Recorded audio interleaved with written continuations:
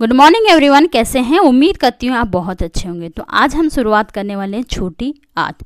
ठीक है, छोटी आंत जिसको स्मॉल इंटेस्टाइन कहा जाता है। ठीक है, हम इसके देखेंगे कुछ हार्मोन्स निकलते हैं, कुछ एंजाइम्स निकलते हैं और हम इसको बहुत डिटेल में देखने और साथ ही बहुत अच्छे से देखने वाले हैं।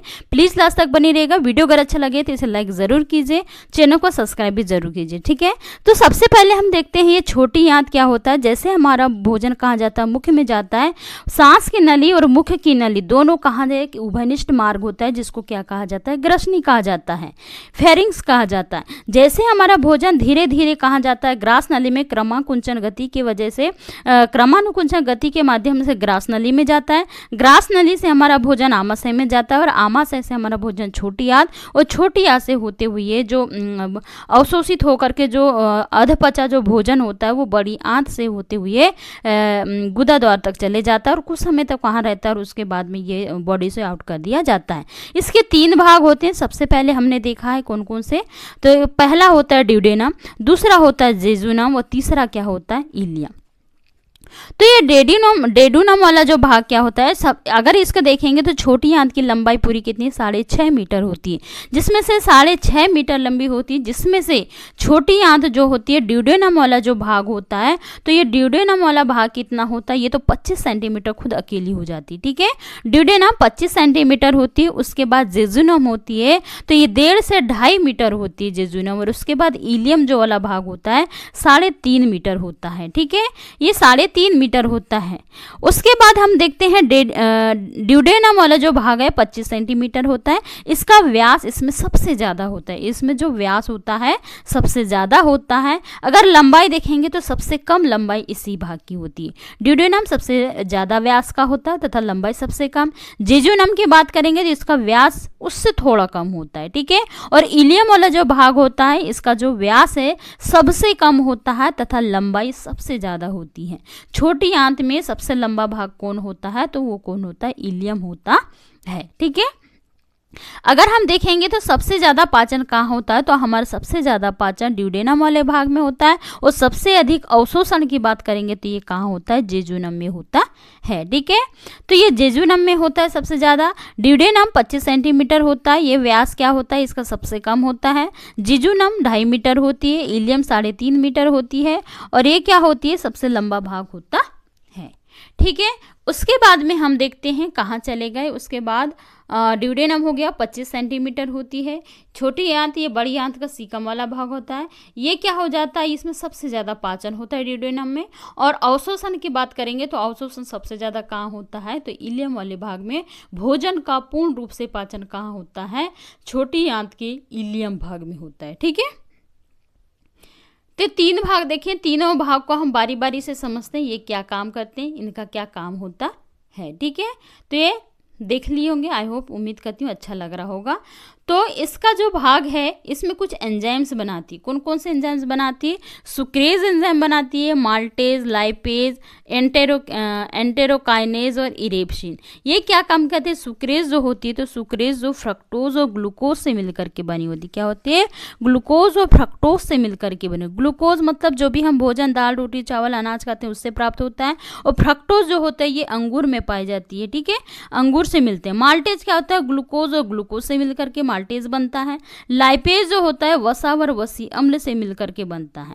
उसके बाद एंटेरोकाइनेज होता है। एंटेरोकाइनेज ट्रिप्सिनोजन होता है जो ट्रिप्सिन में इसको सक्रिय करने का काम करता है। उसके बाद इरेप्सिन जो होता है, इरेप्सिन जो होता है प्रोटीन को अमीनो अम्ल में बदल देता है। इरेप्सिन प्रोटीन को अमीनो अम्ल में बदल देने का काम करता है। इससे कुछ ड्यूडेनम वाले भाग से कुछ हार्मोन्स निकलते हैं। कौन कौन से हार्मोन्स निकलते हैं? हिपोटोक्रिनिन, कोलेस्टोकाइनिन, सिक्रेटिन, एंटेरोकाइनेज। इनको बारी बारी से देखते हैं हम डिटेल में। ये क्या होता है? हिपोटोक्रिनिन होता है, ये यकृत को पित्त निर्माण के लिए उत्तेजित करने का काम करता है। क्या करता है? जो यकृत होता है, लीवर होता है, उसको क्या करता है? पित्त बनाने के लिए उसको उत्तेजित करने का काम। चलो चलो जल्दी जल्दी उठो, जो इसको पित्त बनाने हैं। तो इस प्रकार का ऐसा काम किसका होता है? हिपोटोक्रिनिन का होता है। फिर आता है कोलेस्टोकाइनिन। कोलेस्टोकाइनिन क्या होता है? पित्त में संकुचन पैदा करता है। संकुचन पैदा करने का काम किसका होता है? कोलेस्टोकाइनिन का। सिक्रेटिन जो होता है ये अग्नाशय को अग्नाशयी रस बनाने के लिए उत्तेजित करता है। और एंटेरोगैस्ट्रान जो होता है ये जठर रस को रोकने का कार्य करता है हमारे बॉडी से, ठीक है। तो इस प्रकार इसके हार्मोन्स के काम होते हैं। एंडोक्राइन जठररस को रोकने का कार्य करता है। ड्यूडेनम भाग में सबसे ज्यादा पाचन होता है और जेजुनम भाग में सबसे ज्यादा इसका अवशोषण होता है। किसका? पानी और औषधि का अवशोषण इसमें होता है, ठीक है। बड़ी आंत और छोटी आंत की कंपैरिजन में देखेंगे तो छोटी आंत 5 गुना लंबी होती है बड़ी आंत की, ठीक है। बड़ी आंत अगर 1 है तो छोटी आंत उसके 5, मतलब 5:1। क्यों कहा जाता है? क्योंकि छोटी आंत की लंबाई में अगर सबसे ज्यादा होती है और इसका व्यास कम होने के कारण, इसका चौड़ाई कम होने के कारण इसको लंबी छोटी आंत कहा जाता है, और बड़ी आंत का व्यास ज्यादा होने के कारण इसको बड़ी आंत कहा जाता है, ठीक है। जो ऐसी उंगली नुमा संरचना, इलियम में जो उंगली नुमा संरचना पाई जाती है उसको ही क्या कहा जाता है? विली कहा जाता है। ये विली क्या करती है? उसमें जो भी हम भोजन खाते हैं, ग्लूकोज खाते हैं, खनिज खाते हैं, उसको पहुंचाने एक जो उसके नीचे जो लगी होती है हिपेटिक पोर्टल वेन, उस हिपेटिक पोर्टल वेन के द्वारा कहाँ ले जाए? पूरे भोज्य पदार्थ ग्लूकोज खनिज लवणों को पहुंचाने का काम कहाँ करती है? ये लीवर के पास ले जाने का काम करती है, ठीक है। उसके बाद में हम देखते हैं कुछ विली जो होती है, ये कुछ उंगली नुमा संरचना होती है। इसमें जो हिपेटिक पोर्टल वेन होती है ये भोज्य पदार्थ पोषक को यकृत में ले जाने का काम करती है, ठीक है। इस डक्ट के माध्यम से लीवर के पास जाता है, जो पित्त यकृत जो पित्त निर्माण करता है और स्टोर कहाँ रहता है? तो पित्ताशय में स्टोर रखता है, ठीक है। छोटी आंत में ब्रूनर्स ग्रंथि होती है। छोटी आंत में क्या होती है? ब्रूनर्स ग्रंथि पाई जाती है, ठीक है। ये कुछ एंजाइम्स होते हैं जो आर्जिनिन होते हैं, जो आर्जिनिन को यूरिया में बदल देता है। ये क्या होता है? आर्जिनिन को यूरिया में बदल देता है। आई होप, उम्मीद करती है ये पूरी छोटी बात आपको समझ में आई होगी। अगर आई होगी तो इसे लाइक कीजिएगा, चैनल को सब्सक्राइब कीजिएगा। ऐसी वीडियो के साथ हम अगली वीडियो में मिलेंगे, तब तक के बाय बाय नहीं, क्योंकि हमें अब बड़ी आंत भी पढ़ना है, ओके। बड़ी आंत पढ़ना है, छोटी आंत समझ में आ गए, इसे नोट डाउन कर लीजिएगा, इसे कॉपी कर लीजिए, और उसके बाद में हम देखेंगे बड़ी आंत, ठीक है। बड़ी आंत को देखते हैं। आई होप ले लिए, अगर स्क्रीनशॉट ले लीजिएगा, इसको जल्दी से स्क्रीनशॉट ले लीजिए। फिर हम कर रहे हैं बड़ी आंत को शुरू कर रहे हैं, ठीक है। अब हम करते हैं बड़ी आंत, ठीक है, जिसको क्या कहा जाता है? लार्ज इंटेस्टाइन कहा जाता है, ठीक है। बड़ी आंत व्यास चौड़ा होने के कारण इसको बड़ी आंत का नाम दिया गया है, ठीक है। अगर देखेंगे तो ये जो छोटी आंत का जो इलियम वाला भाग होता है, नीचे वाला इलियम भाग होता है, ये बड़ी आंत के सीकम से जुड़ा होता है। ये सीकम कहाँ होता है? तो ये बड़ी आंत के 3 भाग होते हैं। कौन कौन से? सीकम, कोलोन और रेक्टम, ठीक है। जो नीचे वाला भाग होता है ये caecum, transverse colon, descending colon, और ये नीचे वाला क्या होता है? रेक्टम। रेक्टम के द्वारा हमारे गुदा द्वारा एनएस के द्वारा बाहर कर दिया जाता है, जिसको मलद्वार भी कहा जाता है। रेक्टम को क्या कहा जाता है? मलद्वार भी कहा जाता है। बड़ी आंत की जो लंबाई है 1.5 मीटर होती। कितनी होती है बड़ी आंत की लंबाई? 1.5 मीटर होती है, और इसकी चौड़ाई कितनी होती? तो 3 इंच होती है, ठीक है। इसके भाग देखे हमने, कोलोन, सीकम और रेक्टम। प्लीज लाइक करनी है, ओके। आगे नहीं बढ़ना है, आप देख लेते हैं और आप लाइक नहीं करते हैं, आप चैनल को सब्सक्राइब नहीं करते हैं, तो प्लीज़ चैनल को सब्सक्राइब कर ले, ओके। तो ये देखते हैं सीकम वाला भाग देते हैं, इसके बारी बारी से तीनों भाग को हम देखते हैं। जो सीकम भाग क्या करता है?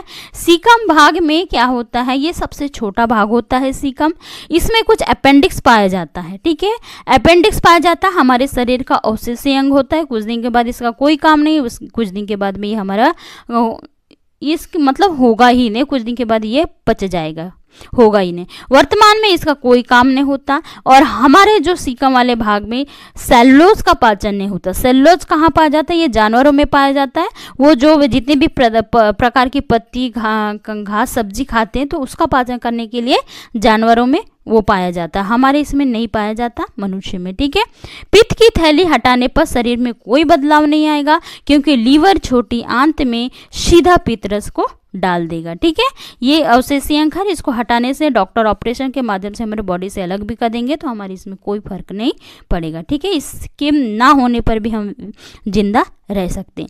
फिर आता है कोलोन। इस भाग में भोजन में पानी और औषधि का अवशोषण होने लगता है, और इस भाग को जीवाणु का घर कहा जाता है। क्यों कहा जाता है? क्योंकि ई कोलाई बैक्टीरिया पाए जाते हैं, जो भी भोजन के साथ खाते हैं तो उनको ठोस पदार्थों को बदलने का कार्य करते हैं और जितने प्रकार के जीवाणु होते हैं उनको मारने का भी काम करते हैं। रेक्टम क्या होता है? रेक्टम भोजन त्याग से पहले रेक्टम में रहता है और कुछ समय के बाद हमारे बॉडी से ही इसको क्या करता है, आउट कर दिया जाता है। कुछ बीमारी होती हैं, जैसे कुछ बीमारी होती है, कब्ज की बीमारी होती है, मल त्याग में परेशानी होती है, एसिडिटी हो जाती है जिससे अम्लता बढ़ जाती है, उसको अम्लता को हटाने के लिए इनो पिलाया जाता है, मिल्क ऑफ मैग्नीशिया जिसको कहा जाता है उसे पिलाया जाता है। ये HCl को बढ़ जाने से क्या होता है, एसिडिटी होती है। कुछ अपेंडिक्स होती है, अपेंडिसाइटिस होती है। अपेंडिक्स वाले भाग में कुछ जीवाणु लग जाते हैं जिसके कारण क्या हो जाता है, सूजन आ जाती है, उस भाग में सूजन आ जाती है जिसके द्वारा क्या होता है, हमें बहुत परेशानी होती है और इसको क्या कहा जाता है, हमारी बॉडी से